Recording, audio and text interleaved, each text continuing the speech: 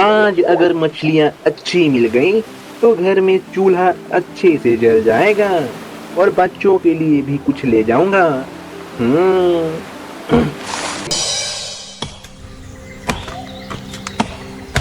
अरे ओ जल्दी करो, टाइम नहीं है हमारे पास। क्लाइंट ने कहा है अगले हफ्ते तक पूरा माल पहुंच जाना चाहिए, समझे?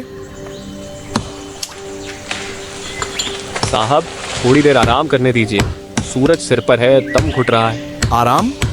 आराम करने आए हो या काम करने? हर पेड़ का पैसा है मेरे लिए और हर मिनट का हिसाब दूंगा मैं। चलो काटो इन्हें।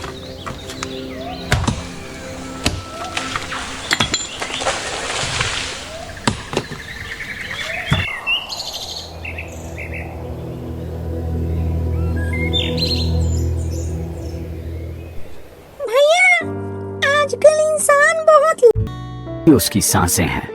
ऊपर वाला सब देख रहा है। अगर कोई इंसान गलत काम करेगा तो उसका नुकसान आखिरकार उसे ही भरना पड़ेगा।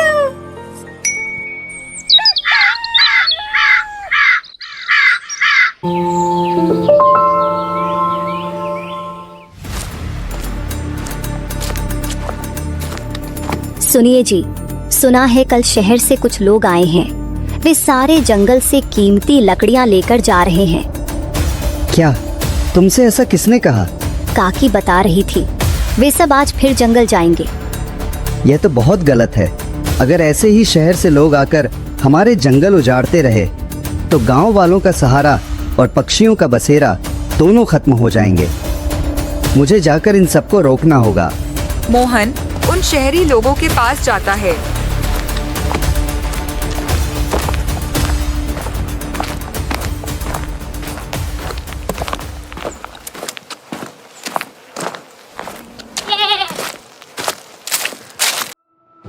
रुको, सब लोग रुक जाओ। कहाँ जा रहे हो तुम लोग? तुम कौन हो जो हमें रोक रहे हो? मैं एक साधारण मछुआरा हूँ, यहीं इस गांव में रहता हूँ। लेकिन मुझे खबर मिली है कि तुम लोग जंगल की ओर लकड़ियां काटने जा रहे हो। और हाँ, तुमने बिल्कुल सही सुना है। भाई, क्यों जंगल को नष्ट करना चाहते हो? क्या तुम्हें नहीं दिखता कि हर दिन कोई न कोई जंगल काट ले जाता है और उसके साथ हजारों पक्षियों का घर उजड़ जाता है? पेड़ नहीं रहेंगे तो हम सबकी सांसें भी नहीं रहेंगी। इतनी बेरहमी मत करो। तू अपना काम कर, समझा? मछुआरा है तो मछली पकड़, हमें मत सिखा। हमें अपना काम करना आता है। लेकिन शहरी आदमी और उसके साथी मोहन की पुकार को अनसुना करके जंगल की ओर बढ़ गए।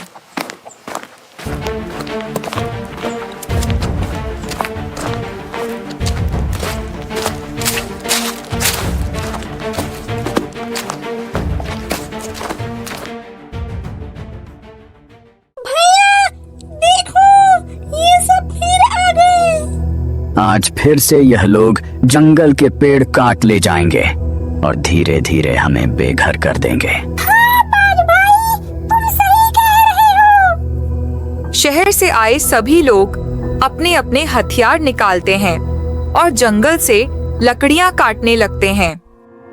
अरे दुष्टों, मत उजाड़ो हमारे घर।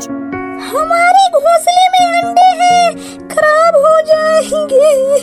ये पेड़ हमारा आशियाना है, यहाँ से हमें मत भगाओ। हमारे बच्चे कहाँ जाएंगे?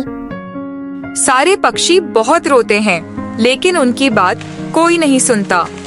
शहरी आदमी लकड़ियां लेकर चले जाते हैं।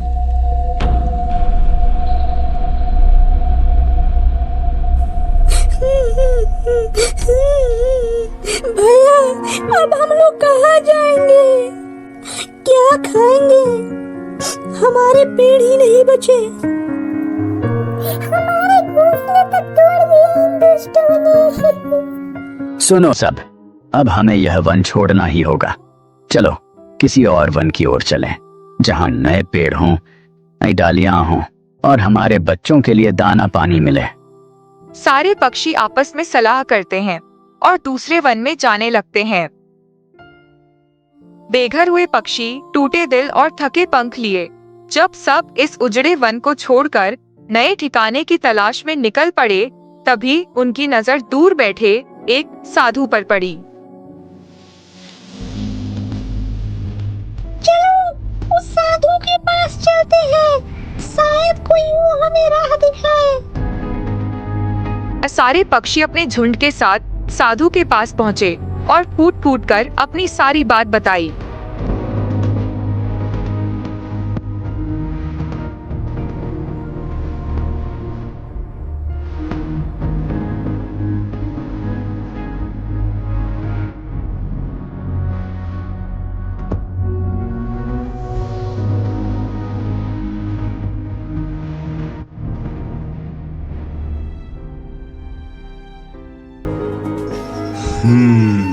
तुम लोग फिक्र मत करो, एक ही रास्ता है और वो है वन दानव। वन दानव? ये कौन है? वन दानव एक बहुत बड़ा राक्षस है जो पहाड़ी के पीछे एक गुफा में रहता है।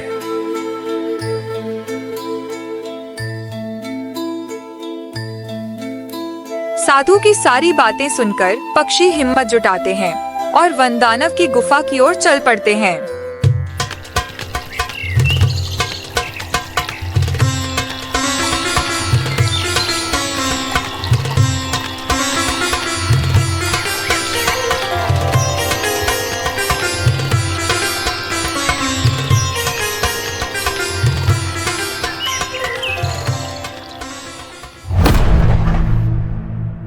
रुको, वो तो एक राक्षस है जो हम जैसे पक्षियों का आहार करता है। भला वो हमारी मदद क्यों करेगा?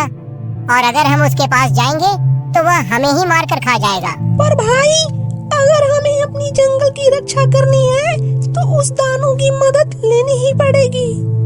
और वैसे भी इन शहरी राक्षसों को मारने के लिए राक्षस का होना बहुत जरूरी है। एक काम करो, तुम सब यही ठहरो, मैं टूनी बहन और कौवी दीदी जाते हैं। तीनों पक्षी सलाह बनाकर वन दानव के गुफा में जाते हैं।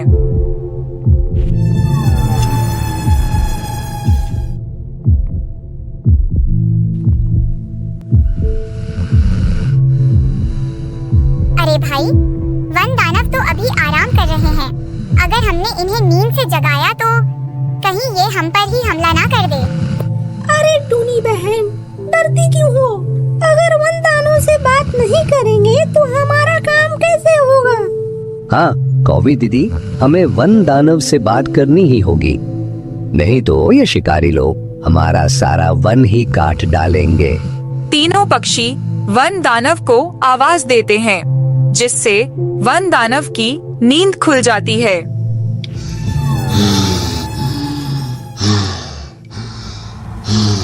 कौन है दुष्ट जिसने मेरी नींद खराब करने की हिम्मत की है? क्या उसे अपनी जान से प्यार नहीं है? माफ करना वन दानव जी, हमारी वजह से आपकी नींद खराब हो गई, परंतु क्या करें, जान से प्यार है तभी तो आपके पास आए हैं। कौन हो तुम लोग और यहाँ क्यों आए हो? तुम लोगों को मुझसे क्या काम है? वन दानव जी, हम पास के जंगल से ही आए हैं। उस जंगल के सारे पक्षी बड़े परेशान हैं। क्यों परेशान हो तुम लोग?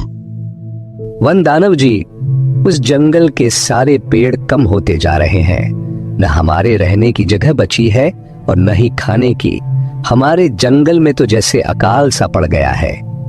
अकाल पर अकाल क्यों पड़ेगा? वन दानव जी, कुछ समय से कुछ शिकारी हमारे जंगल में आते हैं और जंगल की सारी लकड़ियां काट कर ले जाते हैं। सारे हरे भरे पेड़ पौधे, उनको भी उन्होंने नहीं छोड़ा। अब आप ही हमारी कुछ सहायता करिए। बड़ी आस लेकर हम आपके पास आए हैं। क्या? पर मैं इसमें तुम्हारी क्या सहायता कर सकता हूँ? वन दानव जी, पास ही एक तालाब के पास साधु बाबा रहते हैं। जब हम लोग अपना जंगल छोड़ के दूसरे जंगल में जा रहे थे तो वो साधु बाबा हमें दिखे। जब हम उनके पास गए तो उन्होंने हमसे कहा, आप सब कहाँ जा रहे हो? आप सब कहाँ जा रहे हो? बाबा, हम पास के जंगल में रहते हैं, परंतु अब उस जंगल को छोड़कर जाने के लिए मजबूर हो गए हैं। क्या बात है, मुझे सब विस्तार में बताओ। हमने पूरी बात विस्तार से बताई। बाबा, आप ही बताइए, अब हम क्या करें? तुम्हारी समस्या का समाधान तो है मेरे पास, लेकिन इसमें तुम सभी की जान का भी खतरा है। बाबा,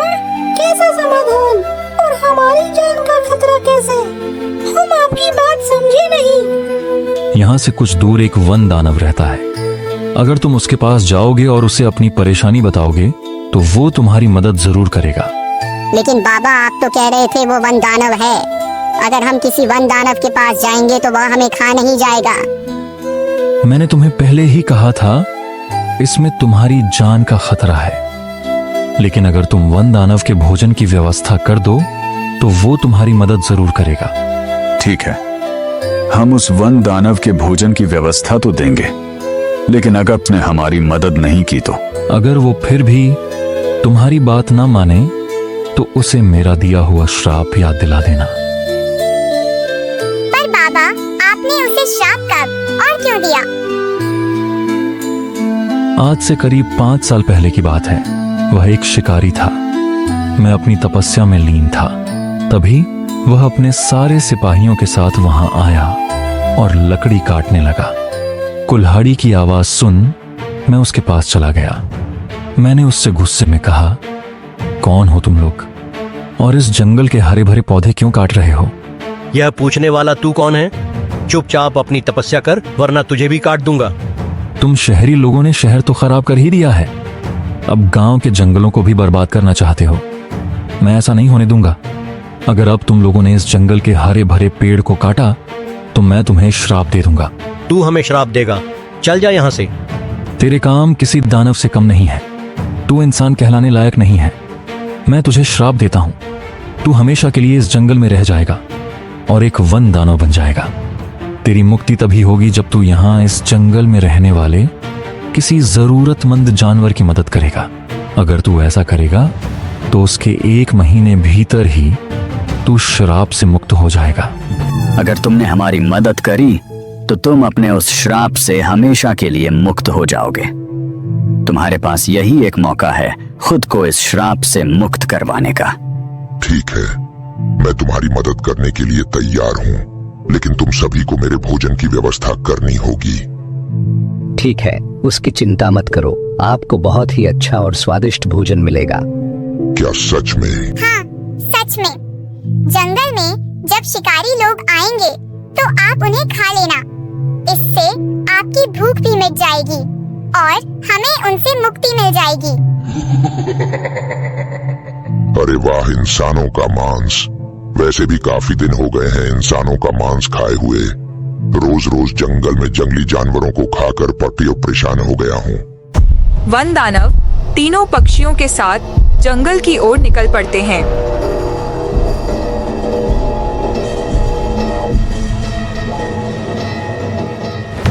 क्या लगता है टूनी बहन, आज शिकारी लोग आएंगे कि नहीं? कौवी दीदी, इंसान बड़ा लालची है।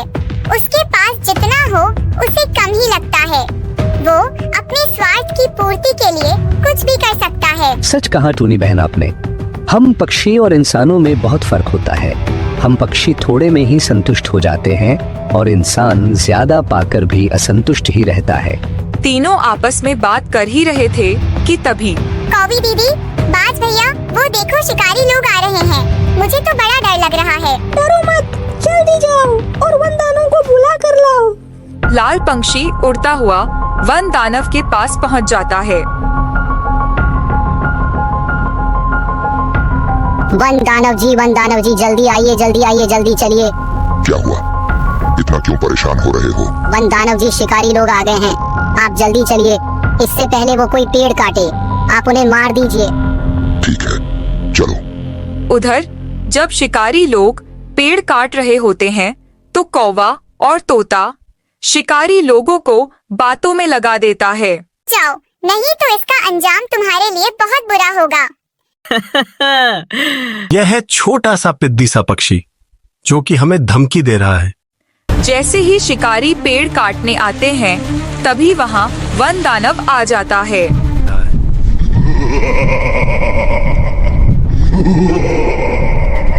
अब मरने के लिए तैयार हो जाओ।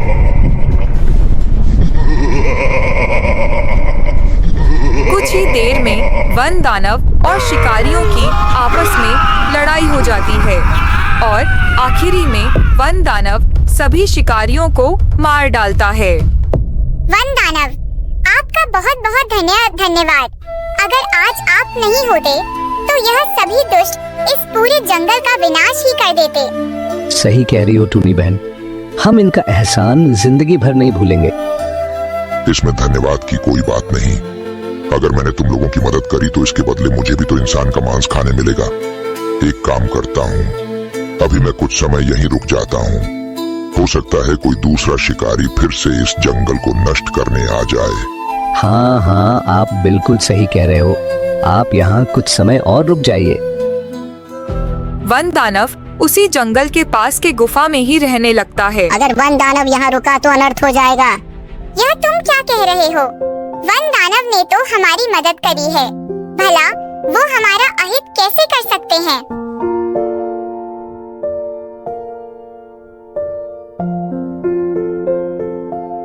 समय बीतता है और वन दानव उसी जंगल की एक गुफा में रहता जाता है।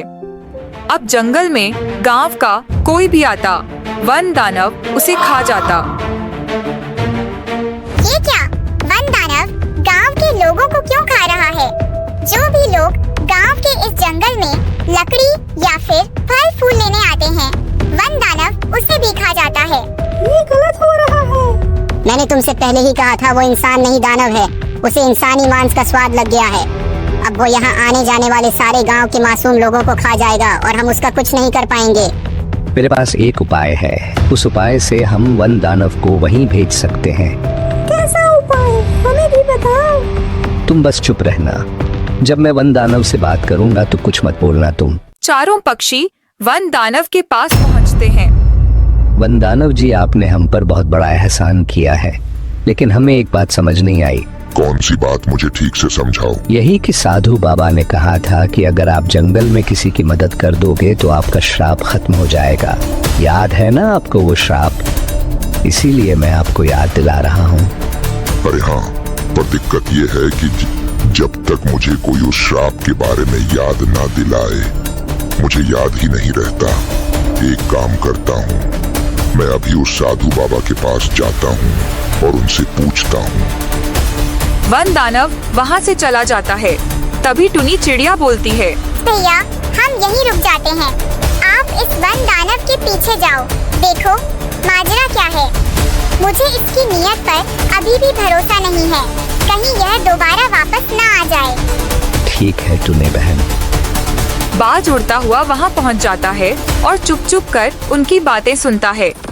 बाबा, तुमने मुझसे झूठ बोला था। कैसा झूठ? यही कि अगर मैं जंगल में किसी की मदद करूंगा तो मुझे उस श्राप से मुक्ति मिल जाएगी। तुम्हें श्राप से मुक्ति मिल जाती, लेकिन तुमने बहुत बड़ी गलती कर दी बेटा। कैसी गलती?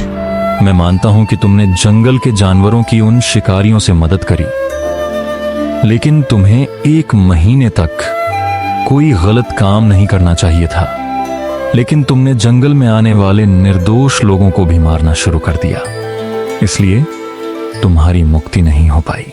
साधु बाबा, तुमने और उन पक्षियों ने मेरे साथ धोखा किया है। मैं तुम्हें और उन तीनों पक्षियों को नहीं छोड़ूंगा।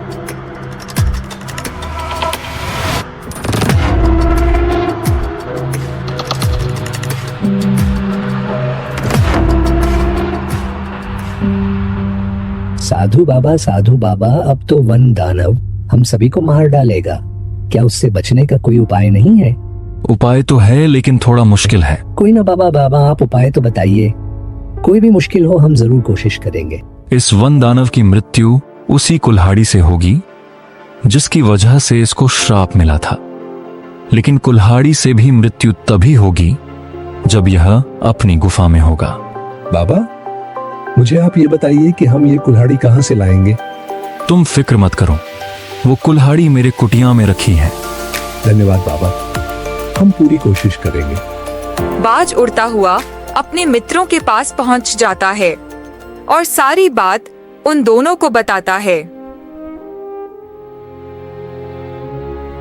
बाज की बात सुन कौवी और नीला पंछी रोने लगते हैं। अब हमें कोई भी नहीं बचा सकता, कोई भी नहीं। अब लगता है हमारे मरने का समय आ गया है। तभी वहाँ मछुआरा आ जाता है।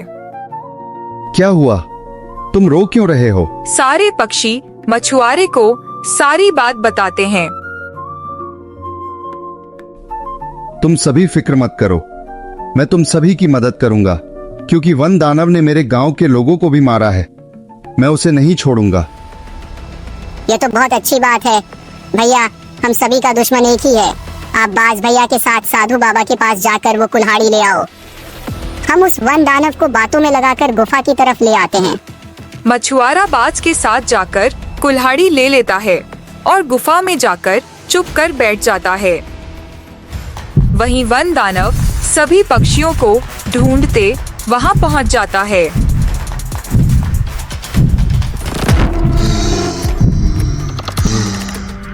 दुष्ट पक्षियों, तुम सभी ने मेरे साथ धोखा किया। मैं तुम सभी को नहीं छोड़ूंगा और उसके बाद उस साधु बाबा को भी मैं खा जाऊंगा। तू हमें तब खाएगा जब तू हमें पकड़ पाएगा। अगर दम है तो हमें पकड़ के बता। वन दानव उन दोनों पक्षियों के पीछे पीछे आता है। कौवा और दोनों पक्षी उड़ते हुए गुफा के अंदर आ जाते हैं। थोड़ी देर में वन दानव भी भागते हुए गुफा में प्रवेश करता है।